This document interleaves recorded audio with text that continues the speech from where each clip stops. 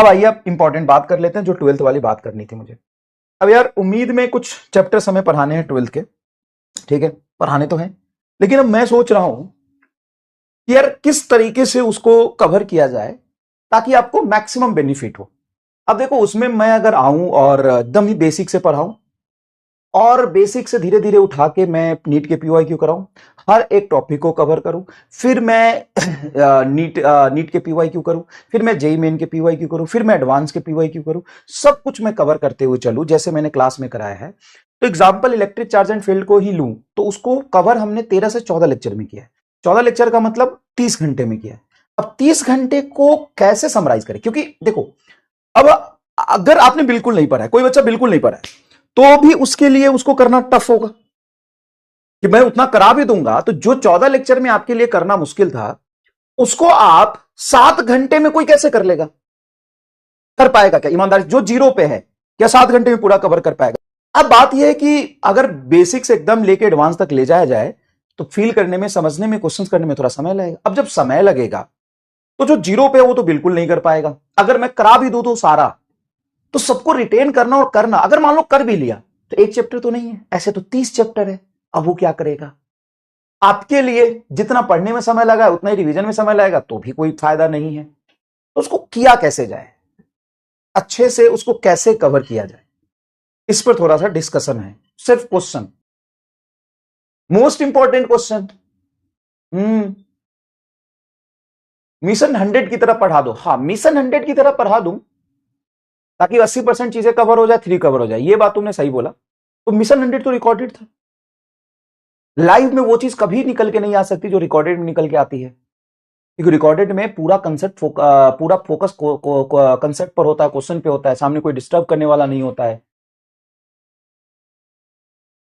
यहां पे तो 80% बच्चा कमेंट ऑफ करके पढ़ता है, 20% बच्चा स्पैमिंग करता है, तो वहां से डिस्टर्बेंस आती है। No sir, only question, only question करवा दीजिए। ठीक है, वनली क्वेश्चन करा देंगे तो भी तो टाइम लगेगा। मिस्टर फिजिक्स और असाइनमेंट बेस्ड, ओके। उत्थान जैसे, उत्थान जैसे तो फिर क्वेश्चन क्वेश्चन हो जाएगा। उत्थान जैसे कराओ, वनली रिलेवेंट क्वेश्चन, उसमें भी टाइम तो लगेगा। रिकॉर्डेड दे दीजिए, रिकॉर्डेड दे दीजिए। एक टॉपिक 10 मिनट एंड 2 क्वेश्चन। क्योंकि बात बेटा एक चैप्टर की नहीं है। अब एक चैप्टर में हम सब कुछ कवर कर ले, एडवांस लेवल तक चले जाए।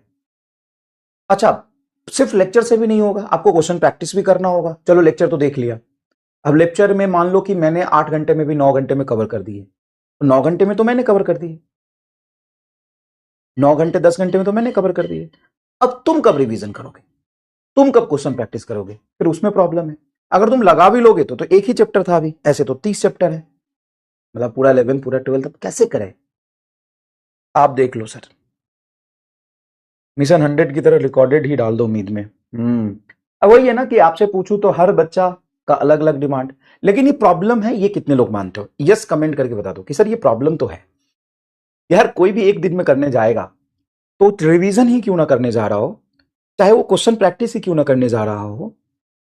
बड़े बड़े चैप्टर जैसे electric charge and field, electric potential हो या कैपेसिटेंस हो या करंट इलेक्ट्रिसिटी हो या एमईसी हो या रे ऑप्टिक्स हो, सर ये इम्पॉसिबल सा लगता है, इसको करना टफ है। टीचर के लिए तो चलो आसान है, लेकिन बच्चे के लिए टफ है। मैं टीचर पॉइंट ऑफ व्यू से बोल ही नहीं रहा, बच्चे के लिए टफ है, बच्चे के लिए टफ है। मैं बच्चे पॉइंट ऑफ व्यू से बोल रहा हूं। एक कह रहा मिस्टर फिजिक्स करा दो, उसमें क्वेश्चंस देख रहे हैं 300-300 400-400 क्वेश्चन एक चैप्टर, लंबे चैप्टर में तो 400-400 क्वेश्चन है। ठीक है, तो उसका एक तरीका मैंने थोड़ा सा कोशिश करा है। पहला तरीका मैंने ये सोचा है, लेकिन भाई उसमें मेरी जान तो जरूर निकल जाएगी, बहुत मुश्किल काम है। तुम्हारी नहीं निकलेगी, तुमको बचाने के चक्कर में मेरी जान निकल जाएगी। क्या? तो मैंने कुछ ऐसा सोचा कि क्यों ना जो भी चीज हमें करना है उसका पहले ब्लूप्रिंट और प्लानिंग बनाया जाए। क्योंकि कोई भी चीज हम रैंडम करने जाते हैं तो होता तो बहुत अच्छे तरीके से, लेकिन रैंडम होने की वजह से थोड़ा टाइम ज्यादा लगता है और चीजें ऊपर नीचे होती है। तो क्यों ना पहले उसकी प्लानिंग की जाए, जो भी चीजें हमें करना है, ठीक है ना, जो भी चीजें हमें करना है पहले उसकी प्लानिंग की जाए। पहली बात, प्लानिंग करने के बाद उसको सिस्टमैटिक तरीके से अरेंज किया जाए और पहले ही उसका ब्लूप्रिंट बना लिया जाए। और बच्चों को पहले बता दिया जाए कि ये पूरा चैप्टर का माइंड मैप है। इस चैप्टर में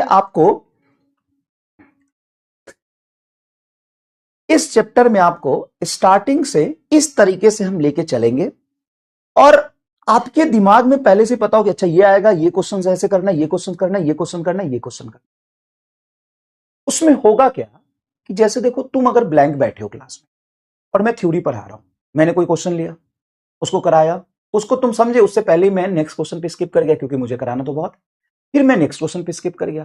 तुम्हारे दिमाग में चीजें रिटेन ही नहीं हुई, तुम्हें पता ही नहीं चला कि एक्चुअल में क्वेश्चन क्या था, तुम्हें लैंग्वेज पढ़ने का टाइम ही नहीं मिला। क्या बताओ, अगर मैं लगातार 8 घंटे 9 घंटे में तुमको बहुत सारे सवाल करा दूं, बहुत सारे क्वेश्चंस करा दूं, तो तुमको समय मिला कि तुम लैंग्वेज को पढ़ो? मैं तो कर दूंगा, ये रहा, this is the question, that that that that that, this, देखो यहां से ऐसे होगा, ऐसे होगा, मैंने सॉल्व कर लिया, आंसर आगे देखो। फिर मैं नेक्स्ट क्वेश्चन पे चला गया कि देखो ये दिया हुआ, ये दिया हुआ, देखो देखो ऐसे कर लोगे, अभी हमने किया, ऐसे कर लेंगे, फिर नेक्स्ट क्वेश्चन पे चला गया। तो क्या तुम्हारा दिमाग एक्चुअल में रिटेन कर पाया? क्या नहीं। तभी बहुत ज्यादा पढ़ने के बाद भी आपको लगता है सवाल करते समय कि आपसे हो नहीं रहे। क्यों नहीं हो रहे? क्योंकि मैंने तो स्किप कर दिया, मैंने तो बता दिया कि ये क्वेश्चन है, ये क्वेश्चन ऐसे सॉल्यूशन हो जाएगा, लेकिन आपने ना खुद लैंग्वेज पढ़ा, ना आपने सॉल्व करने की कोशिश करी, आपको बस मैं इंफॉर्मेशन दे दिया। इससे फायदा होगा कि यस और नो में बताइए, कि मैं क्वेश्चंस लेके आऊं, आपको बस सॉल्व कराते हुए चले जाऊं, मैं क्वेश्चन पढ़ूं, सॉल्यूशन तुमको बता दूं, तुम ऐसे उल्लू की तरह देखते रहो। इससे फायदा होगा कि नहीं होगा? Yes thumbs up, no thumbs down करके बताइए, थम्स अप और थम्स डाउन करके बताइए। अगर मान लो मैं आऊं और तुमसे बोलूं ये क्वेश्चन है, करा दिया, चलो हो गया, आगे चलते हैं। अब जेईई मेन का बढ़िया सवाल लिया, मैंने उसको पढ़ के करा दिया। अब प्रॉब्लम क्या होगा कि बहुत सारे सवाल तो मैं करा दूंगा, स्किप कर करके बहुत सारे सवाल करा दूंगा, लेकिन तुमने किया क्या? नहीं। इसीलिए तो बच्चा कहता है कि लेक्चर में अगर इतना टाइम दे देंगे तो क्वेश्चन प्रैक्टिस कब होगी? एक्चुअली क्वेश्चन प्रैक्टिस ही क्लास में हो चुकी है। जितने भी मैंने उम्मीद पढ़ाए हैं, ऐसा नहीं है कि हमने क्वेश्चन नहीं कराए, हमने पूरा थ्योरी पढ़ाया, पूरी क्वेश्चन कराई। लेकिन प्रॉब्लम क्या होता है कि क्वेश्चन सारे होने के बावजूद ही बच्चा कहता है हमको क्वेश्चन प्रैक्टिस करना है। क्यों? क्योंकि तो मास्टर ने किया है। ये प्रॉब्लम है। कुछ इस तरीके से किया जाए कि वो लेक्चर लेने के बाद ना तो आपको रिवीजन करना पड़े, ना तो आपको क्वेश्चन प्रैक्टिस करना पड़े, ना तो आपको किसी चीज की टेंशन हो, उस चैप्टर को दोबारा उठाने की जरूरत ही ना पड़े। कुछ ऐसी प्लानिंग हो तो मजा आएगा कि नहीं। आप ओनली थ्योरी करवा दो, क्वेश्चन हम कर लेंगे, लेकिन एक्चुअल में फिजिक्स तो क्वेश्चन से ही सिखाई जाती है। थ्योरी तो बड़ा आसान है, वो तो मैं 10 मिनट में कवर कर दूं, कोई भी चैप्टर का 20 मिनट में कर दूं। याद है कई चैप्टर में क्लास के एंड में रिवीजन कराता था, तो कैसे कराता था याद है? सुपर फास्ट तरीके से। हालांकि ये काम मैंने कल ही सोचा है और बड़ा मुश्किल है करना। तो अगर इस तरीके से एक सीट पहले ही मैं तुमको दे दूं जिसमें सारा ब्लू प्रिंट अरेंज हो, एक एग्जाम्पल देखिए प्लीज, एग्जाम्पल देखिए प्लीज। सबसे पहले मैं बोलूं कि इलेक्ट्रिक चार्ज एंड फील्ड क्या होता है। इलेक्ट्रिक चार्ज एंड फील्ड की मतलब ओरिजिन कहां से हुआ? इलेक्ट्रिक चार्ज एंड फील्ड का चार्ज का डेफिनेशन क्या है? चार्ज रेस्ट में होता है तो क्या क्या प्रोड्यूस करता है, चार्ज की प्रॉपर्टी। फिर एमा स्टार बॉक्स, ऐसा नहीं कि कोई पुराना पीपीटी में यूज करूं, फिर एमा स्टार बॉक्स उसका कंसेप्ट क्रस्क, फिर यहां पे उसके क्वेश्चंस, फिर यहां पे क्वेश्चंस की एक बॉडी से जैसे जैसे तुम्हें क्लास में पढ़ा वही सभी पैटर्न पे, फिर यहां पे क्वेश्चंस, फिर चार्ज की प्रॉपर्टी, फिर यहां पे क्वेश्चन, फिर यहां पे क्वेश्चन, यहां पे क्वेश्चन, यहां पे क्वेश्चन, फिर चार्ज कंडक्टर एंड इंसुलेटर की प्रॉपर्टी, फिर मेथड ऑफ चार्जिंग, फिर चार्ज डिस्ट्रीब्यूशन, अलग अलग सिनारियो में चार्ज डिस्ट्रीब्यूशन कैसा होता है ना। फिर मेथड ऑफ चार्जिंग मतलब कंडक्शन कैसे होता है, कंडक्शन पे ये फिर कुछ क्वेश्चंस, 3-4 क्वेश्चंस, यहाँ पे क्वेश्चंस, फिर अब 3 बॉडी को टच करने वाला क्वेश्चन। चार्जिंग और इंडक्शन में पहले स्टेप क्या करते हैं, दूसरा तीसरा स्टेप क्या करते हैं, यहाँ पे थोड़ी जगह होगी।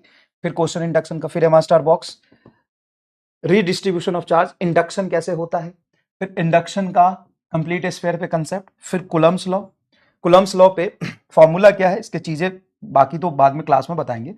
ये यहाँ सवाल पूछा गया और तुम सोचोगे हम इसी से रिवाइज कर ले, तो नहीं कर सकते। क्यों? क्योंकि कुलम्स लॉ की सारी बातें तो हम क्लास में डिस्कस करेंगे। यहाँ पे बस फॉर्मूला लिखा है, ये स्पेस छोड़ा है, या फिर थोड़ा सा जगह होगा वहां पे बाकी चीजें आप लिख सकते हैं, उसके बाद सिर्फ क्वेश्चंस, तो इस क्वेश्चंस तुम्हारे सामने होगा, एक बार तुम देख के आओगे।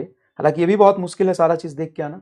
ये देखिए जीपी सीरीज के थ्रू क्वेश्चंस, ये सारे क्वेश्चंस तो कुछ इस तरीके से, ये सैंपल बना है बस। अभी जेईई मेन 2026 के क्वेश्चन, हाँ 26 में भी जो क्वेश्चन है उसको भी इंक्लूड कर लिया। ये कुछ सैंपल बना है, ऐसे सैंपल बना है। और सारे हमारे स्कैम और सारे एम स्टार बॉक्सेस इसमें इंक्लूडेड होंगे। सुपरपोजिशन थ्योरम, ये सारे क्वेश्चंस इस तरीके से, M star box, induction on the sphere का M star box, induction on a plate का एम स्टार बॉक्स।